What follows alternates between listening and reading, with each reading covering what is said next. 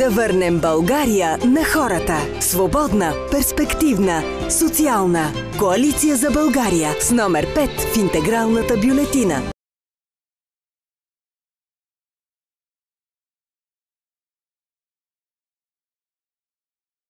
Господин Орешарски, за мен е чест. Благодаря, че приехте предложението, поканата и отговорността. Няма да е леко, но съм убеден, че това е човекът, който може да извади България от тинята, в която ГЕРБ вкара всички нас. Благодаря ви.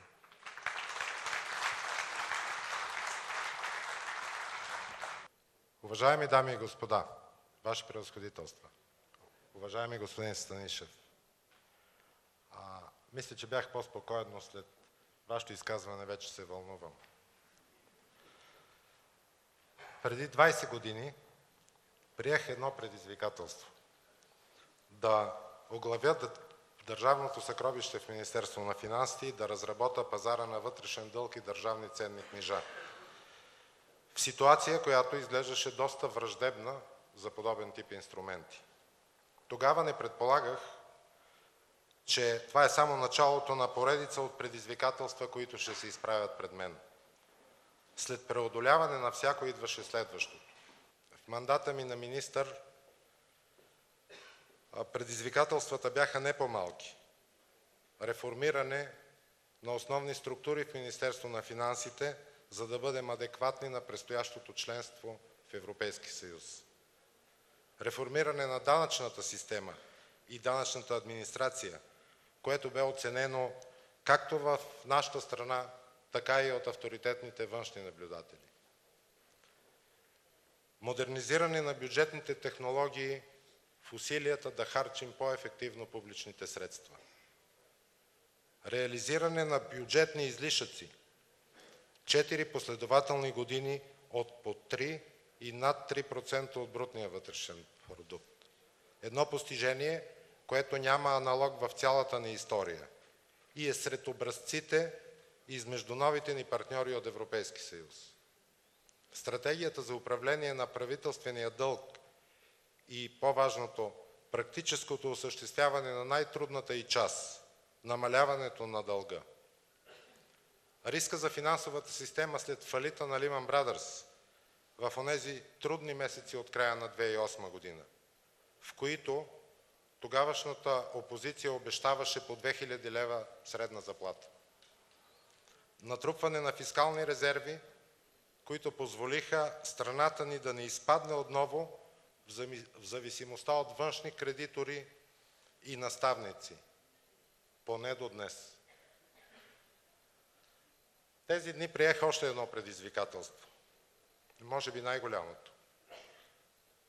Отговорих утвърдително на лидера на БСП, господин Станишев, да оглавя един бъдещ кабинет при успех на партията на предстоящите избори.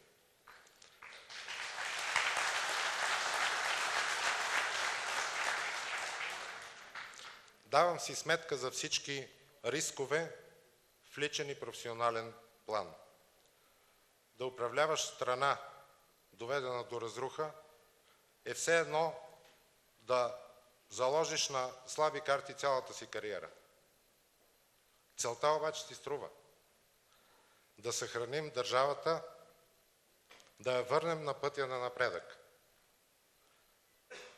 Да заменим отчаянието с надежда.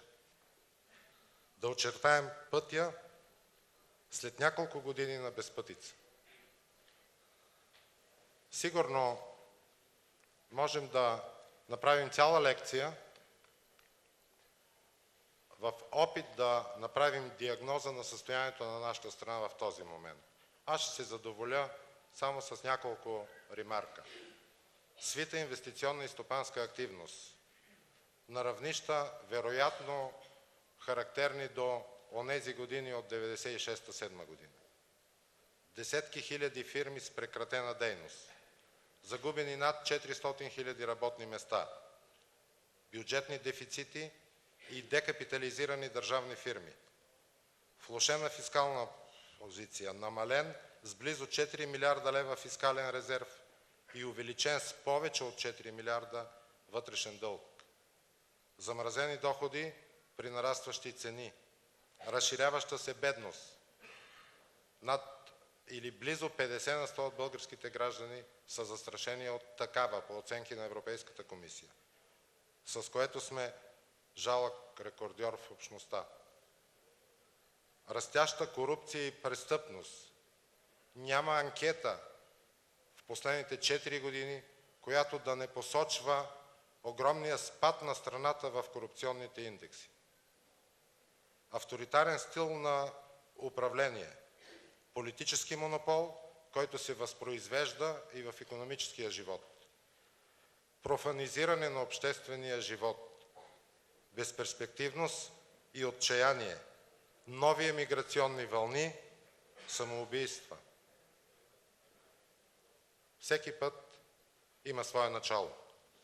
Да погледнем в него, в приоритетите на управленската програма на БСП. На първо място, активна икономика и предвидима бизнес среда.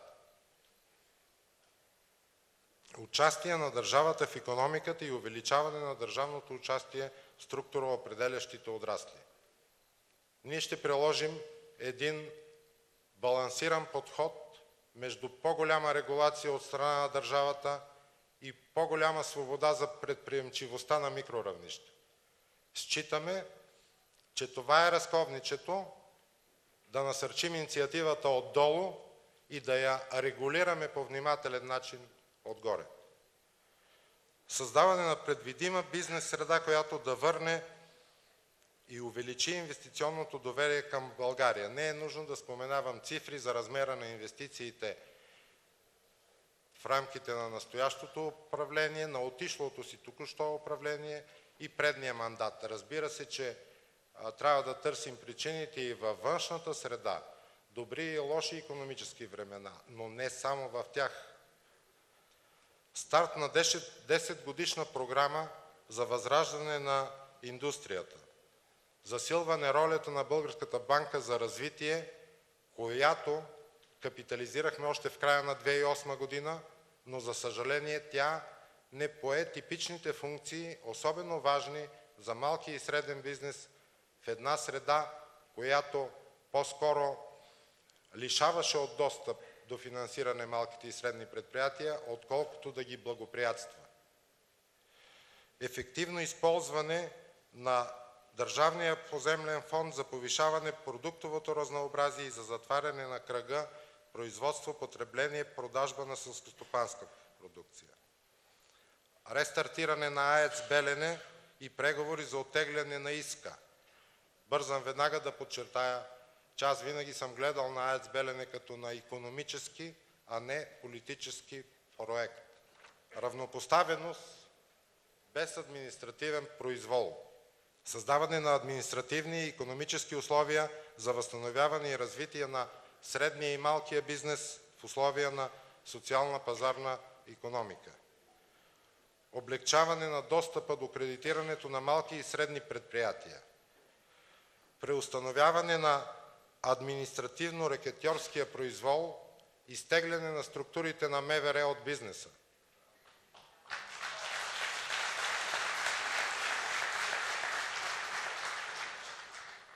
И също връщане на типичните функции на НАП и митници, да събират държавните приходи, но не повече.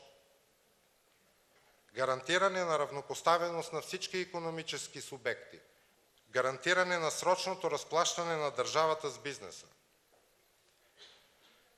Държавата трябва отново да стане изряден платец. Ще напомня само с един аргумент. До 2009 година вземане от държавата се приемаше като обезпечение в банките. Опитайте днес да го направите. Ще ви се изсмеят. Равнопоставени позиции на българските производители по отношение на голямите търговски вериги. Подобряване на административното обслужване и намаляване на административните процедури. Подкрепа за информационното общество. Ускорено изграждане на широколентов интернет. Превръщане на публичните места в България в свободни хай-фай зони. осигуряване на свободен достъп до интернет, подпомагане на финансово неравностойни ученици и студенти при закупуване на компютър, образование по всяко време и на всяко място, изграждане на цифровизирани и дистанционни форми на образование и обучение, държавно подпомагане на цифрови библиотеки с отворено съдържание за различен тип литература. По-високи доходи. Често ми задават въпроса, провокативно разбира се, вие какво ще изберете? Магистрала или хладилник? Само че от моите познания по стопанска история, аз трудно мога да посоча страна, която през строителство на магистрали е достигнала до благоденствие. Обикновено пътят е обратен. За доходите. Ние считаме, че сегашната изключително тежка социална ситуация е функция преди всичко на огромната безработица, която настъпи в последните години. И тук често се коментира. Криза е, навсякъде е така, особено в южната периферия на нашия континент. Да, има нещо вярно. Само че ще ви върна на 2009 година. Тогава безработицата в България беше доста по-ниска от средната безработица в общността. Днес е отчетливо по-висока. Създаване на условия за осигуряване,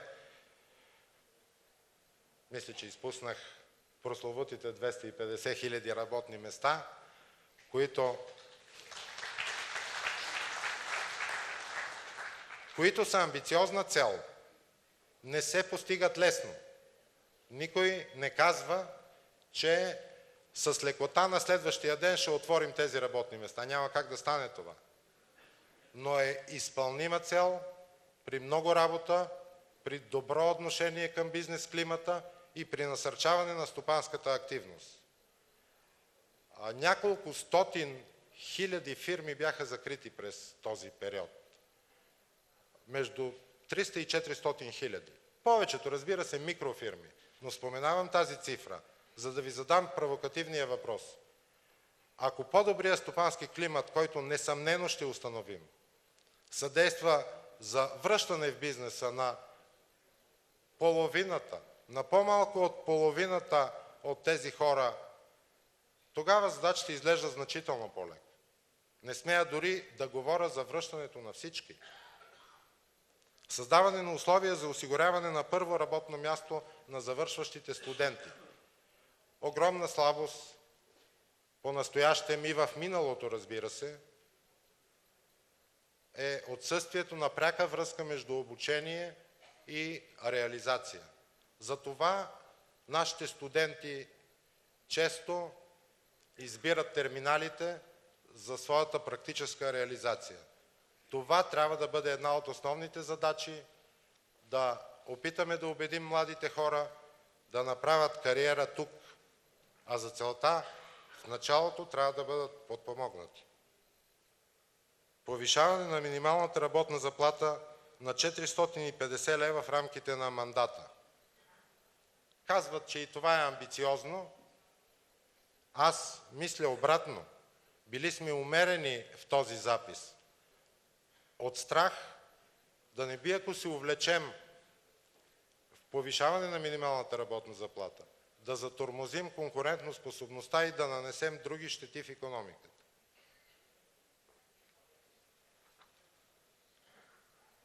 Прословутото данъчно облагане и страха от отмяна на плоския данък. Не коментирам останалите данъци. В този си вид те са конструирани в по-предишния мандат. Говорих вече за данъчната реформа. Говоря само за личния подоходен данък или данъка върху доходите на физическите лица. Стремим се към семейно подоходно облагане, давайки си сметка, че за неговото въвеждане ще се изисква време, Затова на първия етап предвиждаме минималната работна заплата да се облага с нулева ставка и да се освободи от данък. Впрочем, ние и досега знаем, че сме единствената страна в Европейския съюз, която облага минималната работна заплата. И въвеждане на по-висока ставка 20 на 100 върху месечни доходи над 4500.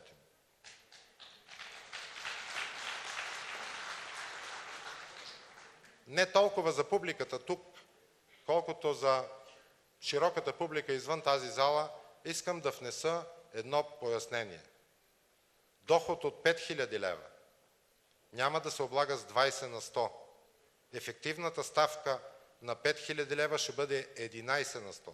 Подсказват ми, гледахме и ефектите върху нашите съграждани. Около 1 милион или близо 1 милион български граждани ще престанат да плащат данъци. Близо 2 милиона, 1 900 000, ще запазят досегашното равнище на облагане от 10 на 100. И една много малка част от най-високо доходните групи, по различни оценки около 40 000, ще платят, вече подчертах, малко повече, отколкото са плащали до този момент. Контрол върху монополите. Напоследък е модно да се говори за естествените монополи и за необходимостта те да се контролират. Разбира се. Разбира се, че има пропуски в контрола върху тях, имало е и в миналото, има и днес. Но по-притеснителни не са естествените монополи. Те ще останат винаги такива. За мен по-важни са да се разбият изкуствено създадените монополи, за които по друг повод вече споменах в предишното изложение. Като въведем по-строги регулации за така наречените естествени монополи, ние ще се стремим да възстановим свободната конкуренция и свободния пазар така, че наистина да създадем условия за предприемчивост на всички стопански активни български граждани. Стимули за отглеждане на деца.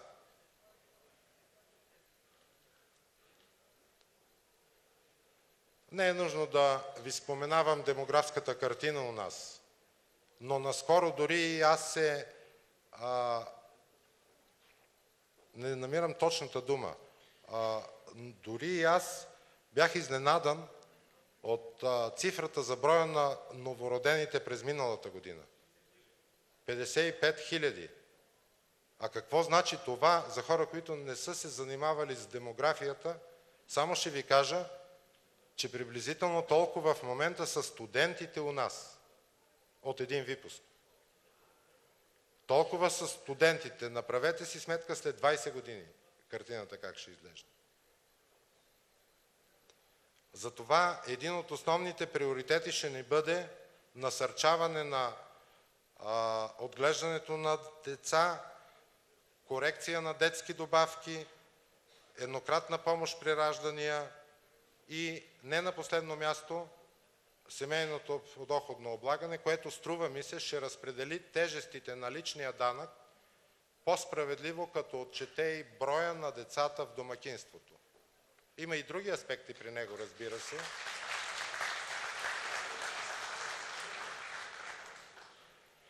Не можем да оставим и възрастните хора. Малкото, което веднага можем да направим, за останалото е необходимо много работа, е да върнем швейцарското правило, което до голяма степен идентифицира един автоматизъм при актуализацията на пенсии.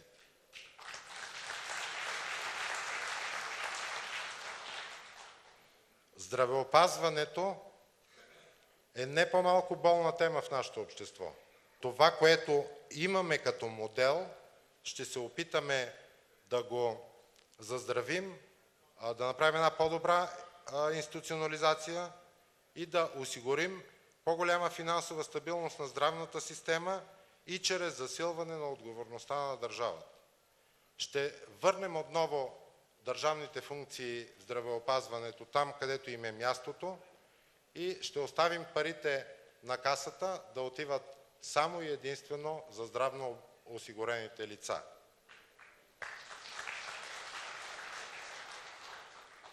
Наука и образование. Трябва да създадем среда в страната, в която квалификацията и преквалификацията е нещо обичайно, а не инцидентно усвояване на средства по европейските фондове. Реформата, която започнахме в по-предния мандат, като децентрализирахме системите на финансиране в образованието, показа дори и в този мандат, че е сравнително жизнена. Важно е не работното място, важно е готовността на отделния човек да заеме веднага ново работно място, бидейки той квалифициран, а не да се притеснява, че със затваряне на фирмата той е изправен пред непреодолим избор. Инвестиции в земеделието. В последните години в земеделието имаме видим напредък.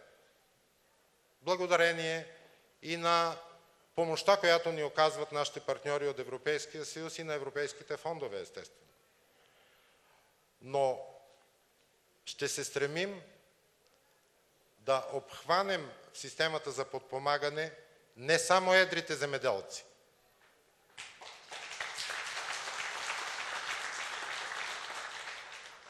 Много е хубаво, че едрите земеделци в момента се чувстват финансово добре. Но ако спрем само до тук и подпомагаме само едрите земеделци, ние субсидираме всъщност един износ и голямите печалби напускат нашата страна. Бих казал, даже средства на общността напускат общността. Ще се стремим да възродим и други подсектори на селското стопанство, най-вече свързани с отглеждане на технически култури. На първо време това може да се окаже и помощ за осигуряване на работни места на най-ниско квалифицираните наши съграждани. Напредъка винаги трябва да се мери през призмата на една чиста природа.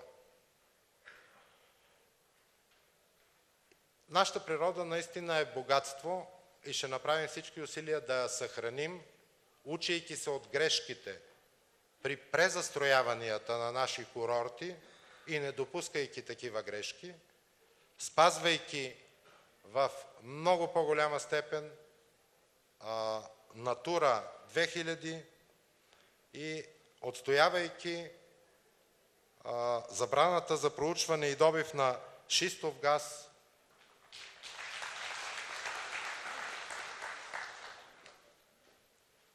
Всички тези или повечето от тях мерки могат да се реализират в една сигурна, стабилна и демократична държава.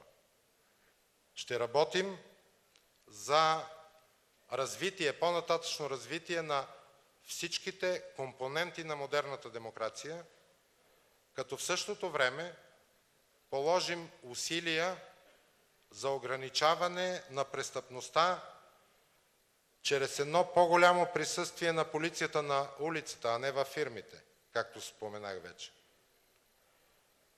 В заключение, ние като общество рядко сме били единни. Винаги обаче, когато сме го правили, сме успявали. Да опитаме да го направим и сега, в тези лоши икономически времена, като привлечем елита на нацията да подпомага изпълнението на тази програма, за да нормализираме държавата си и да изведем отново на пътя на напредък. Благодаря ви.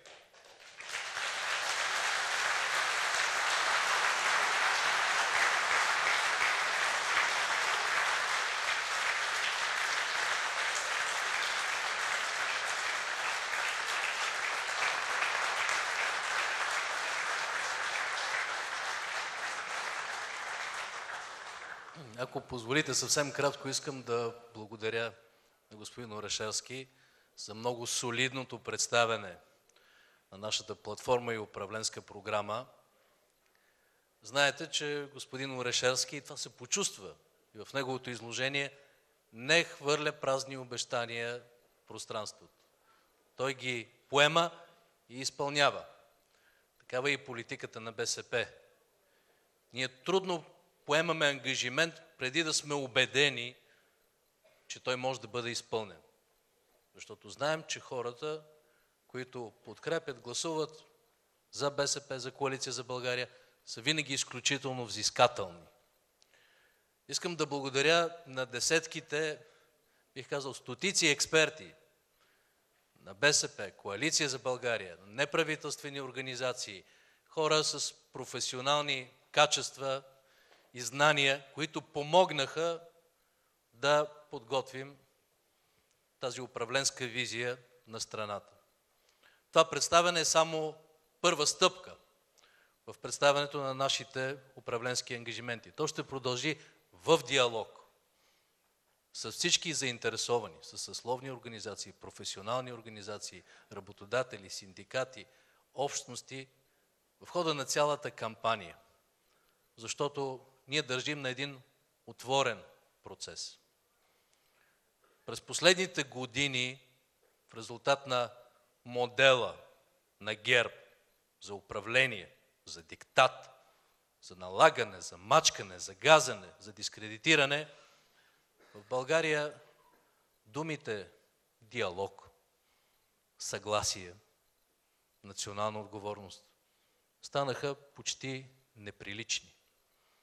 Всеки, който има различно мнение, трябва да бъде унищожен или да бъде изтласкан. Нашата визия за България е действително връщане към нормалността. Противопоставяне на това пагубно управление. Аз прочетох в интернет през последните дни като реакция на новите празни и самодоволни обещания на ГЕРБ, масово хората писаха: никога повече ГЕРБ.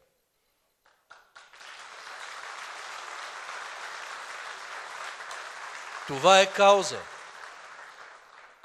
Това е кауза не партийна, а национална. И БСП, Коалиция за България, имаме силата, убедеността да се борим за нея с всички сили. Заедно с много други българи. И от центристското пространство, и не политически обвързани, да постигнем такива резултати на изборите, които да дадат убедителна основа за едно различно управление, което да даде перспектива на България, на хората, да даде ново начало, да преодолее отчаянието, да вдъхне надежда, поне мъничко надежда. И стъпка по стъпка да извървим пътя към тези амбициозни, трудни, но реализуеми цели, които си поставяме в нашата предизборна платформа. Благодаря ви за търпението, за вниманието. Ще продължим нашия диалог и на добър час на господин Орешарски да свърши всичко на 100% това, с което се ангажира.